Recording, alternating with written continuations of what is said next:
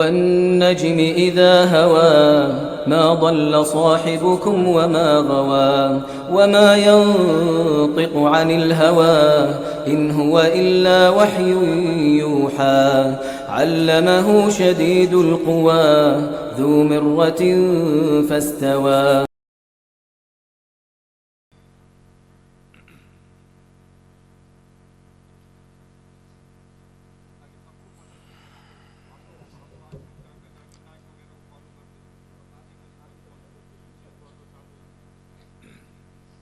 अस्सलामु अलैकुम वरहमतुल्लाहि वबरकातुहू।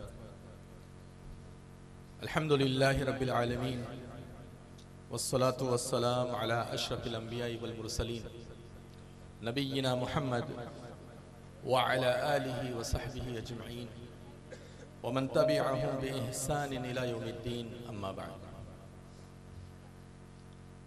सदर इजलास मुअज़्ज़ज़ व मुकर्रम उलमाए इकराम,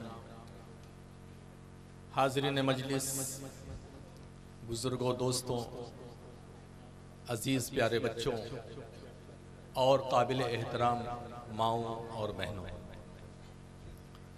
यूँ तो कुरान मुक़द्दस बेशुमार तालीमात से मुज़य्यन है। एक एक आयत हमारी रहनुमाई करती है और हमें सीधा रास्ता दिखाती है, लेकिन बाज़ आयतें ऐसी हैं जिनको पढ़ने के बाद, समझने के बाद और उस पर अमल करने के बाद हमारी ज़िंदगी बड़ी बेहतरीन हो सकती है और आखिरत तो अच्छी होगी ही इंशाअल्लाह। अगर हम समाजी मसाइल पर बात करें तो एक बहुत बड़ा मसला नाजायज़ माल खाने का है। एक बहुत बड़ा मसला हराम तरीके से किसी का गसब कर लेना या किसी को धोखा दे करके उसका माल खा लेना वगैरह वगैरह, ये एक रास्ता है। ये एक बहुत अहम मौजू है, एक बहुत अहम टॉपिक है और हम तमाम लोगों की जिंदगी से जुड़ा हुआ है, क्योंकि अल्लाह तबारक व तआला ने हम लोगों के ऊपर ये हराम किया है कि हम किसी का भी माल नाजायज तरीके से खाएं। लेकिन हम जब अपनी अमली जिंदगी में देखते हैं तो ज्यादातर लोगों को ये देखा जाता है कि वो नाजायज तरीके से माल खा रहे हैं। कुछ तो जाती ऐसा कारोबार कर रहे हैं जो हराम होता है, लेकिन कुछ ऐसा होता है कि ताल्लुकात की वजह से हराम खाते हैं, जबकि इस्लाम ने किसी का भी एक आना एक पैसा भी नाजायज तरीके से खाने को कतअन हराम करार दिया। कुरान की एक आयत बड़ी बेहतरीन आयत है, हमारी जिंदगी को बदलने वाली आयत है। अल्लाह रब्बुल आलमीन ने फरमाया सूरह बकरा में कि वला तअकुलू अम्वालकुम बैनकुम बिल बातिल, आपस में एक दूसरे का माल बातिल तरीके से, नाजायज तरीके से मत खाओ। वतुदलू बिहा इलल हुक्काम लितअकुलू फरीक़ा, और हाकिम को रिश्वत दे करके किसी का माल गसब करने की कोशिश ना करो। हम देखेंगे तो ये बात हम लोगों को समझ में आएगी। हमें ये बात मालूम होती है कि हमारी जमीन कहाँ तक है, ये जमीन का हिस्सा हमारा है या नहीं है, हमें ये अच्छी, लेकिन फिर भी हम जबरदस्ती क्या करते हैं, मुकदमा करते हैं और उस मुकदमे को लंबे वक्त तक चलाते हैं। ये एक ऐसा हराम रास्ता है, एक ऐसा हराम रास्ता है कि नाजायज तरीके से हम उसके माल के ऊपर कब्जा करना चाहते हैं। एक सच्चा मुसलमान ऐसा हो सकता है?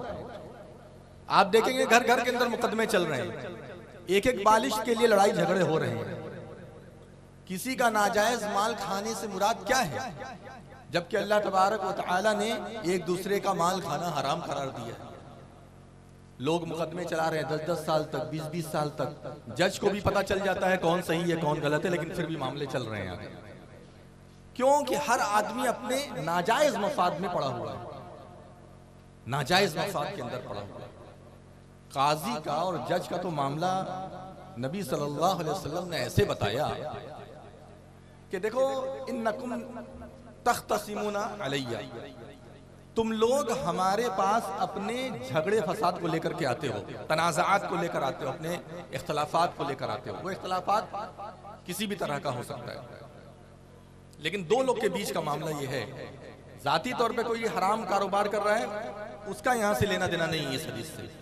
जो दो लोगों के दरमियान वाले मामले हैं, उसका इस हदीस से लेना देना है। तो होता क्या है, जब तुम दो लोग अपने मसले को लेकर के आते हो, तो एक भाई जो होता है, यानी दो में से एक फरीक जो होता है, वलअल्ल बअदकुम अलहना बिहुज्जति अखी, वो अपने दूसरे फरीक से अपना मुकदमा पेश करने में बड़ा चरम जुबान होता है, अपनी बात को रखने में बहुत तेज होता है, जुबान उसकी तेज होती है। और उसके बाद क्या होता है, फ़क़दैतु बिनहवी मा अस्मअू, जैसा मैं सुनता हूं वैसा फैसला कर देता हूं, जैसा मैं सुनता हूं। अब जो दलील दे रहा है, जो एविडेंस दे रहा है, जो दलाइल से अपनी बात को साबित कर रहा है, या गवाह के जरिए से या किसी भी तरीके से, तो मैं क्या कर रहा हूं, मैं सुन रहा हूं, और मेरा काम यही है कि सुनने के हिसाब से फैसला कर दिया जाए। लेकिन जो बोल रहा है वो नाजायज कब्जा करना चाह रहा है, जुबान उसकी तेज है, और जिसका हक है, जिसका हक मारा जा रहा है, उसके पास शायद दलील नहीं है, शायद बोलने के लिए जुबान नहीं है, वो बेचारा है, या ये हो सकता है कि उसके पास ताकत नहीं है, माल की ताकत या जिस्म की ताकत नहीं है, जिसके जरिए से वो मुकाबला कर सके, अपनी बात रख सके।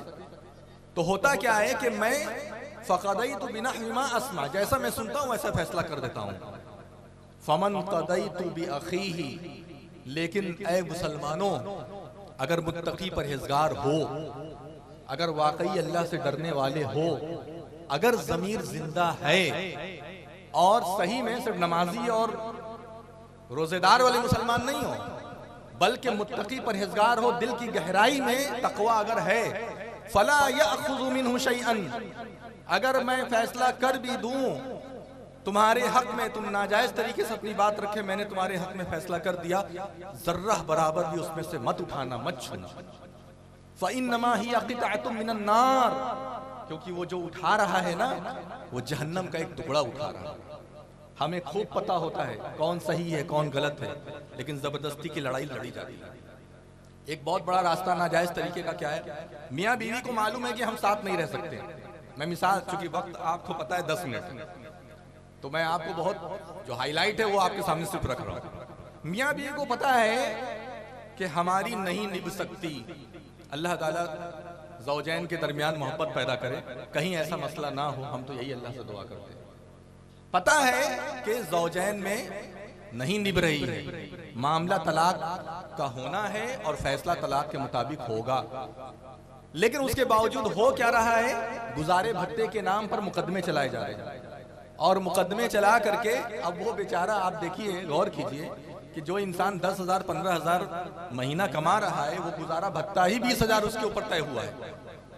ना बीवी को शौहर से लेना देना, ना शौहर को बीवी से कोई लेना देना, नाजायज तरीके से गुजारे भत्ते के नाम पर, जो जिसको नॉर्मलाइज कर दिया गया, जिसको आम कर दिया गया, और उस रास्ते से एक औरत अपने शौहर से नाजायज पैसा ले रही है। अरे तुम्हें रहना है रहो, नहीं रहना है मत रहो, रहना है तो प्यार मोहब्बत के साथ रहो, नहीं रहना है तो प्यार मोहब्बत के साथ अलग हो जाओ। ये क्या तरीका है? 8 साल 10 साल 15 साल चल रहा है, जब तक औरत तलाक नहीं लेगी तब तक, या जब तक जज साहब फैसला नहीं करेंगे तब तक कुछ होगा नहीं। ये नाजायज कमाने की, नाजायज खाने पीने की अक़साम है, जुआ, सूद, ये सारे, IPL, अभी कितने हमारे भाई ऐसे होंगे, जब भी IPL वगैरह आता है या क्रिकेट आता है या कुछ भी आता है, वो जुए के रास्ते की तरफ चले जाते हैं। आप देखिए नाजायज तरीके से। अब जुआ खेलने वाला आदमी अपने घर को क्या संभाल पाएगा, अपने घर के बीवी बच्चों के खुशियों को कहां तक वो खुशियों को बहाल कर सकता है? वो तो घर के जेवरात तक को बेच रहा है। अच्छे खासे इंसानों को देखा जा रहा है। कल तक जिम्मेदारियां निभाते थे अपनी, अपने घर की, अपने पड़ोस की। आज एक एक रुपए के मोहताज है जुए की वजह से, नाजायज तरीके से। जुए में क्या होता है, दो लोग जुआ खेलते हैं, एक जीत गया, नाजायज तरीके से दूसरे के माल पर कब्जा कर लिया। कभी वो जीत रहा है, कभी वो जीत रहा है, कभी उसका नुकसान, कभी उसका नुकसान।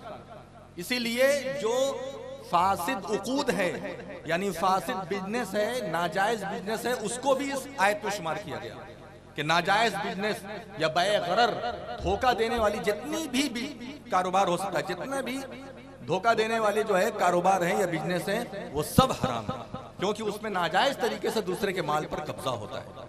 उम्मीद है कि हमारी बातें आपको अच्छे से समझ में आई होगी। तो वला तअकुलू अम्वालकुम बैनकुम बिल बातिल, बातिल तरीके से माल मत खाओ, अपना कमाओ, मेहनत से कमाओ, जो तुम्हारा है उसको लो, दूसरे के ऊपर निगाह मत रखो, नाजायज तरीके से किसी का हासिल करने की कोशिश मत करो। वतुदलू बिहा इलल हुक्काम लितअकुलू फरीक़म मिन अम्वालिन नास बिल इस्म, गुनाह के जरिए से वो दूसरे के माल पर कब्जा करना चाहते हैं। व अंतुम तालमून, ये जुमला बड़ा प्यारा है, ये जुमला बड़ा प्यारा है कुरान की इस आयत का। व अंतुम तालमून, तुम जान रहे हो, तुम्हारे इल्म में है ये, हम नाजायज उठा रहे हैं, कब्जा कर रहे हैं, खूब पता है तुम्हें। वो क्या मुकदमा चलेगा, क्या फैसला आएगा, उसको छोड़ो, तुम्हें खूब मालूम है हम कितने पानी में हैं, लेकिन फिर भी नाजायज कब्जा करने के चक्कर में हो। अल्लाह ताला से दुआ करते हैं कि अल्लाह ताला हम लोगों को किसी का भी एक रुपया भी नाजायज खाने से बचाए, हलाल कमाने की तौफीक दे, और हलाल ही पर हम लोगों को मौत अता फरमाए, वफात अता फरमाए, और हमारी दुनिया और आखिरत को संवारे और बेहतर बनाए। आमीन या रब्बल आलमीन। व आखिरु दावाना अनिल हम्दुलिल्लाहि रब्बिल आलमीन। वस्सलामु अलैकुम व रहमतुल्लाहि।